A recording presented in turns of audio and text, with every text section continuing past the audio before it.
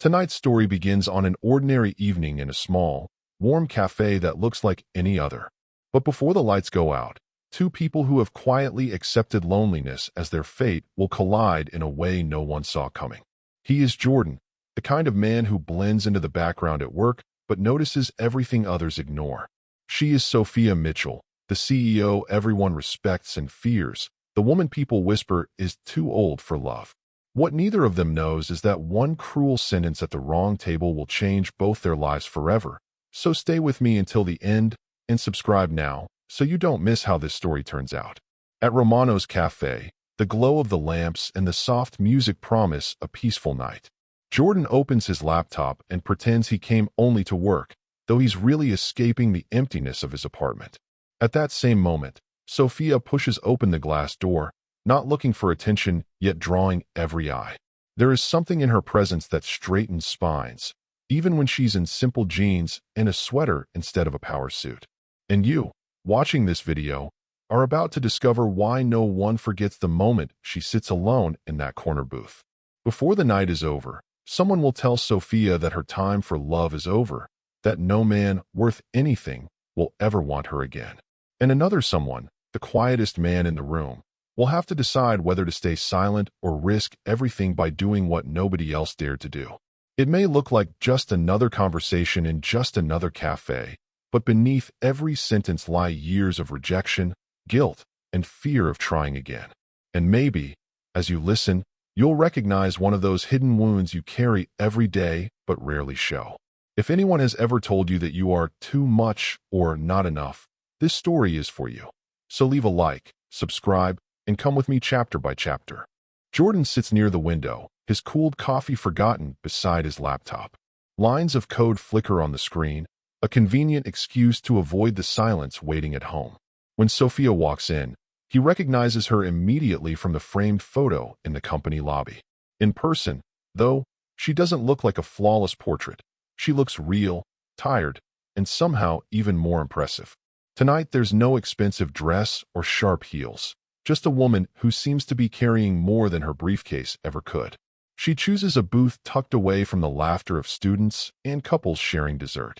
Her phone lands on the table face down, a small rebellion against the constant calls and emails. She orders tea, wrapping both hands around the cup as if she needs its warmth more than its taste. Even from a distance, Jordan notices the tension in her shoulders, the heaviness in the way she exhales.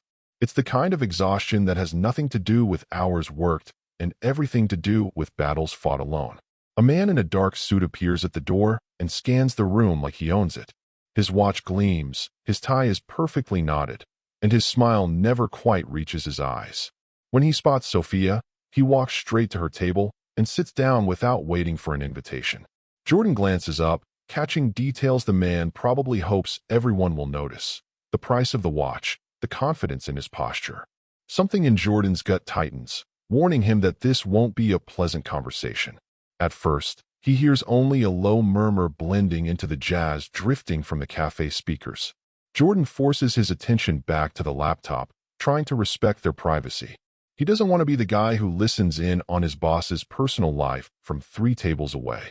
But there are tones of voice that cut through any background noise, no matter how much you try to ignore them. And soon, one sharp sentence slices through the air and freezes his fingers above the keyboard. "Let's be honest about your situation," the man says, loudly enough for half the cafe to hear. Sophia lowers her gaze, but her hands clamp tighter around the cup as though she might drop it. Jordan knows he's crossing an invisible line by watching, yet he can't look away anymore. What began as just another Tuesday night is turning into something he knows will stick in his memory. And he has no idea that this is the moment his own life quietly shifts direction. The man leans back in his seat, as if he's about to deliver a simple, logical explanation.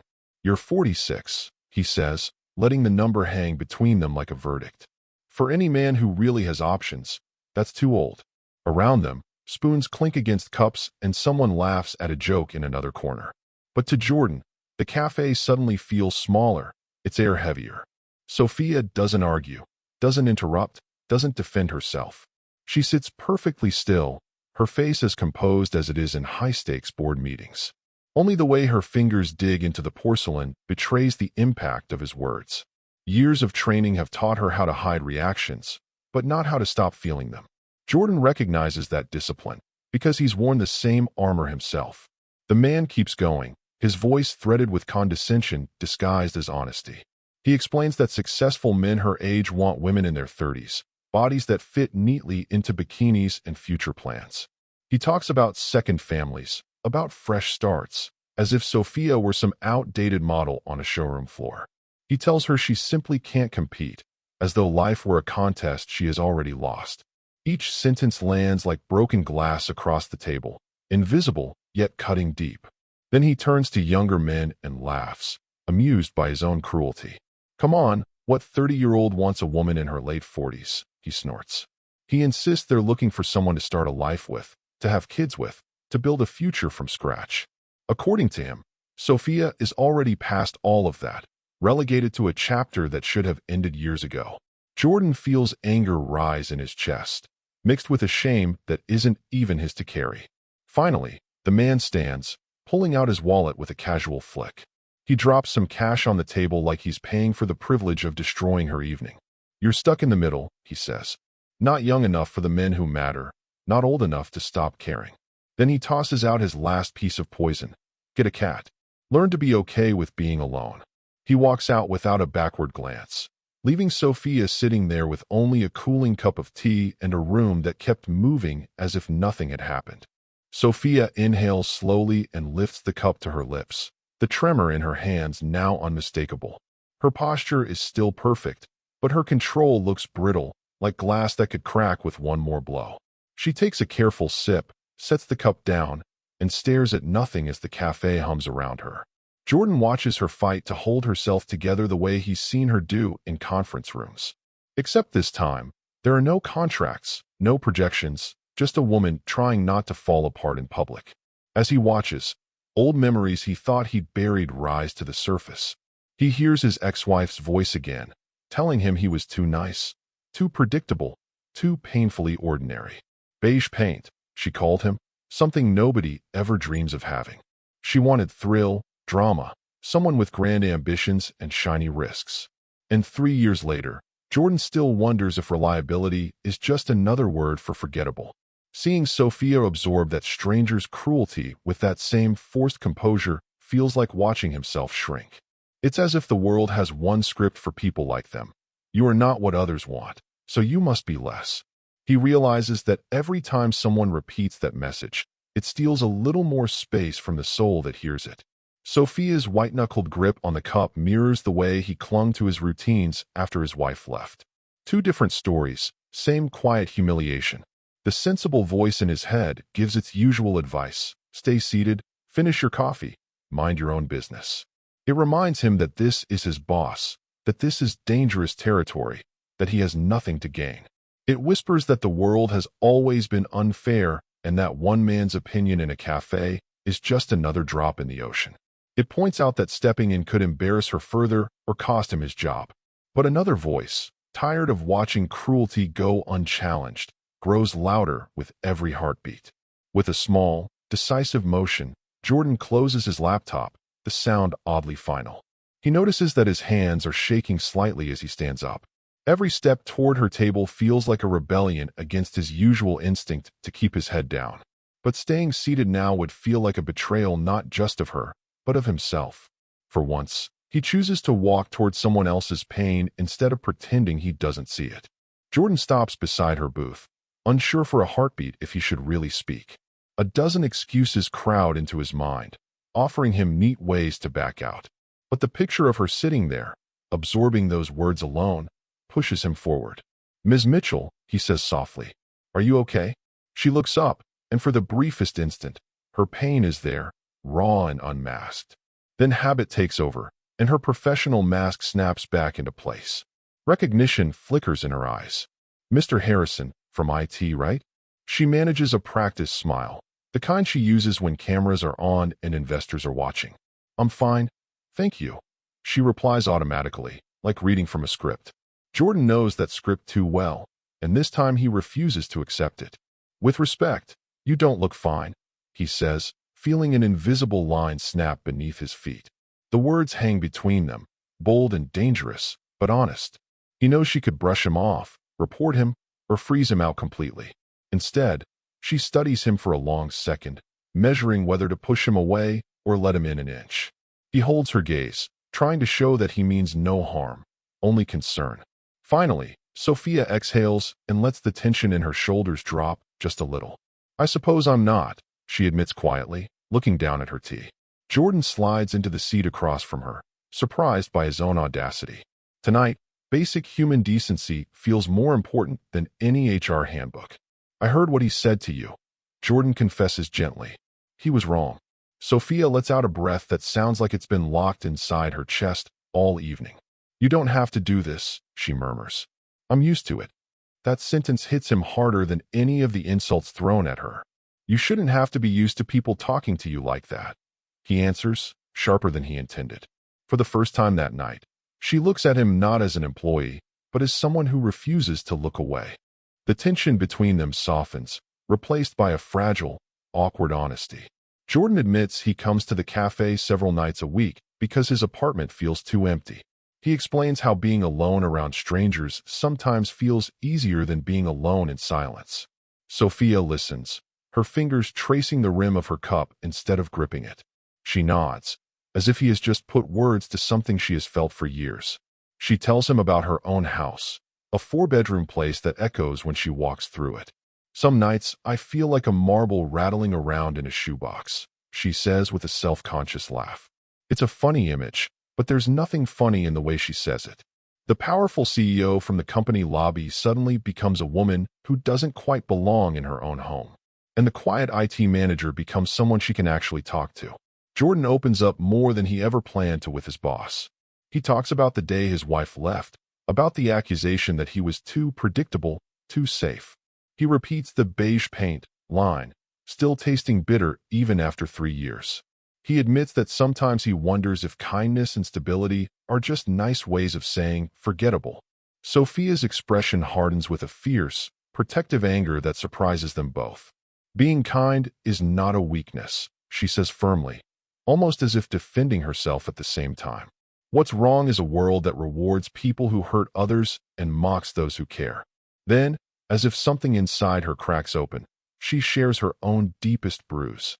She tells him about the infertility diagnosis, about how she and her ex-husband grieved differently, and about the day he said he wanted to explore other options, like she were a restaurant that had disappointed him. She talks about the Christmas cards he still sends, smiling with his new wife and their 2 children. About the woman who is younger, beautiful, and in her words, probably endlessly fertile.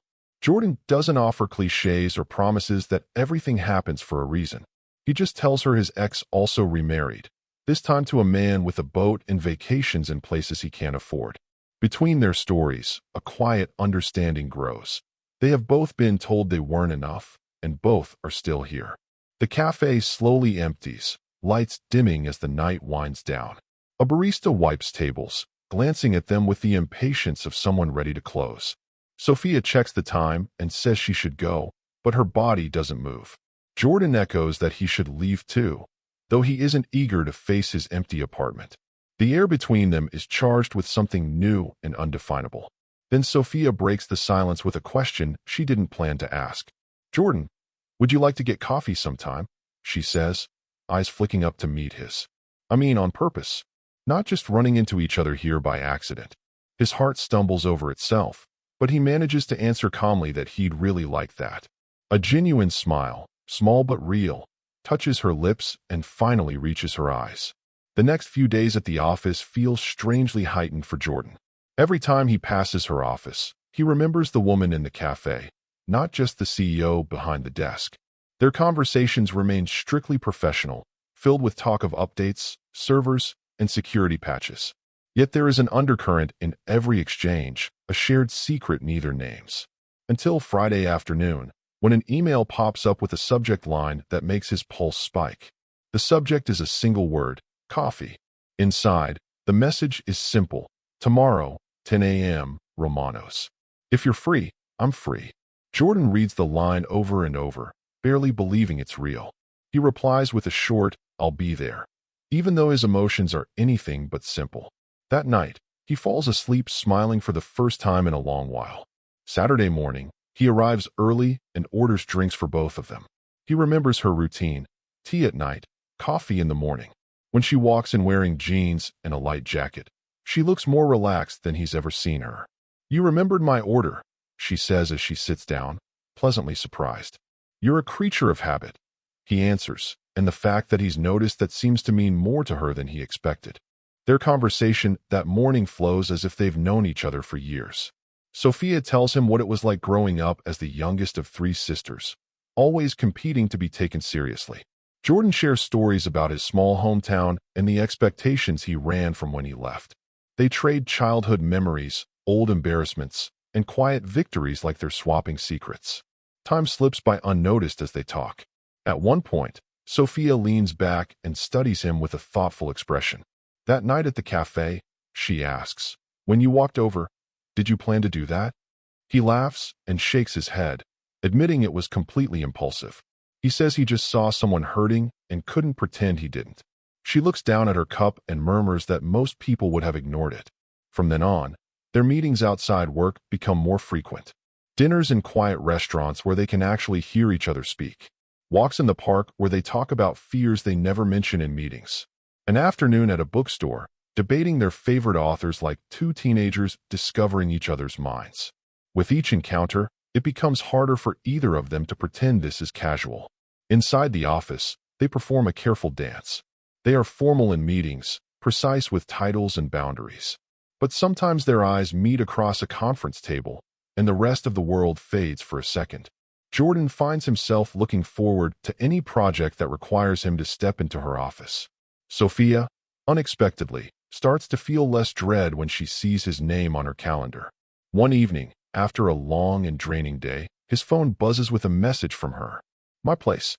I'll cook," it says, as if this were the most ordinary thing in the world. He drives over with a bottle of wine and 100 questions spinning in his mind.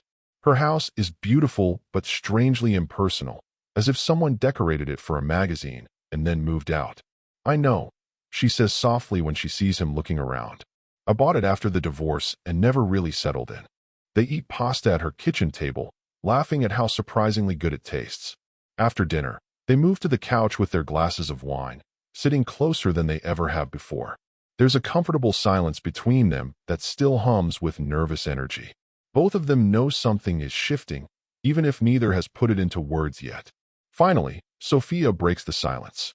"Jordan, what exactly are we doing?" she asks, her voice low but steady. He tries to joke, saying they're eating pasta and drinking wine. But her serious expression makes it clear she's not talking about dinner. "I'm your boss," she says quietly. "This is complicated." The word hangs between them like a closed door they are both already on the other side of. Jordan could agree, retreat, and keep everything neatly professional. He could protect his job, his reputation, and the fragile peace of not taking risks. Instead, he takes a breath and decides to be as honest as he knows how to be. "Yes, it's complicated," he says, "but it's also real." He tells her he hasn't felt this way about anyone in years, maybe ever. He explains that he doesn't want to walk away just because other people might talk. That for once, he wants to choose what feels right instead of what feels safe. Sophia stares at her hands, then at him, her eyes unguarded in a way he has never seen. "I'm scared," she admits, and the simplicity of it breaks something open. "Scared of losing my career, my credibility, the little control I still have." "I'm scared too," Jordan replies. "But I'm still here." He points out that she's still there as well, that neither of them has walked away. Then, as if finally trusting herself, she leans forward and kisses him. It starts tentative, testing, then grows into something deeper and more certain.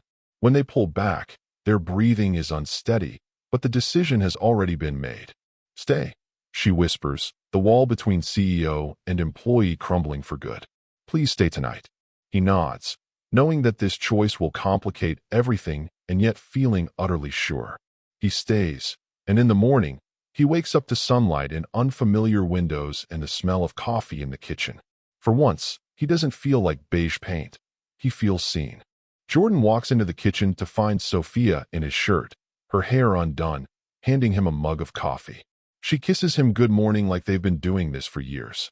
The moment feels impossibly normal and impossibly fragile at the same time. But it doesn't take long for reality to knock on the door. "I need to tell you something," she says, sitting down at the table. She explains that the board has been hinting about wanting fresh direction and new energy. They've asked for a meeting, and she fears this is more than a routine review. Numbers are strong, projects are on track, but the whispers don't care about facts. Jordan is furious on her behalf, insisting they can't push out the very person who built the company. Sophia admits that a small, tired part of her wonders if maybe they're right. The days leading up to the meeting are tense at the office. On top of everything, disaster strikes. The main servers crash at 5 in the morning. By 6:30, Jordan is in the server room, fighting the glitch line by line, code by code. Sophia spends the day on calls with furious clients and impatient board members. Stress pours through the building like a storm no one was prepared for. That evening, she appears in the doorway of the freezing server room. "You shouldn't be down here," he tells her, not even looking up at first. "It's too cold, and there's nothing you can do." She steps inside anyway, setting a bag on the desk. "I brought you real food," she says, "not vending machine junk." For a moment, the crisis shrinks to the size of that small act of care. They talk while he eats, exhaustion softening both their defenses. Sophia admits she's terrified of how their relationship will look if the board already doubts her. People will say he's using her to climb, or she's clinging to him because she's lonely. Jordan takes her hand and tells her what he sees instead. A leader who shows up before dawn, who remembers everyone's names, who is kinder than her world deserves. He tells her he can't pretend not to care, no matter how complicated it gets. She laughs through tears, saying he makes it sound simple when nothing in her life ever is. He answers that maybe they are the ones making it complicated because they're both afraid. Then, without overthinking it, she kisses him right there in the server room. Anyone could walk in, but neither of them pulls away. Later that night, around 11, the system finally comes back online. Jordan hears the familiar hum of everything reconnecting and knows they're safe, for now. He goes upstairs to find Sophia still on the phone, giving the board the good news. When she hangs up and sees him in the doorway, relief floods her face. She hugs him tightly, telling him he saved not just their systems, but their reputation. 2 weeks after the server crisis, the tension returns in a different form. Sophia calls Jordan to her office late one afternoon, long after most people have gone home. He can tell from her pacing that whatever she's about to say isn't good. "The board met again," she says, voice clipped. "They want me out." She explains they're framing it as a need for younger leadership and a fresher image. They're not just targeting her. They've had the same talk with her CFO. It's as if the people who built the company are suddenly seen as outdated. Jordan feels the same anger he felt in the cafe rise inside him. He wonders if someone saw that scene with the man in the suit, or heard rumors about their relationship. "Don't let them do to you what that man did," he tells her. "Don't let them shrink you. Then help me fight," she replies, eyes burning with determination. They decide to spend the night building a case the board can't ignore. Jordan pulls every number, chart, and metric that shows the company's growth under her leadership. Sophia weaves it into a story, clear, sharp, undeniable, about what they've achieved together. Hours blur as slides fill with proof that age has nothing to do with results. Around midnight, she orders food neither of them remembers to eat. At 4 in the morning, she falls asleep at her keyboard, exhausted. Jordan keeps working, fine-tuning the presentation until the narrative is airtight. By dawn, they have something more than a deck of slides. They have a mirror held up to the truth. When she wakes and reads through it, she looks at him with astonishment. "This is incredible," she says. "How did you do this?" He shrugs and tells her he only organized what she's already done. She looks at him for a long, quiet moment, then takes a breath. "I've been thinking about you differently since that night at the cafe," she admits. "Not as my employee, as the one person who saw me when I felt invisible." He tells her he loves her, that he probably has since the night they first really talked.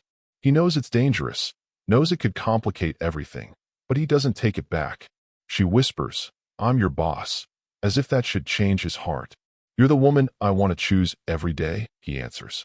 "Not just my boss." She kisses him, and they both know there's no going backward now. At 9 that morning, they walk into the boardroom together. The chairman frowns when he sees Jordan.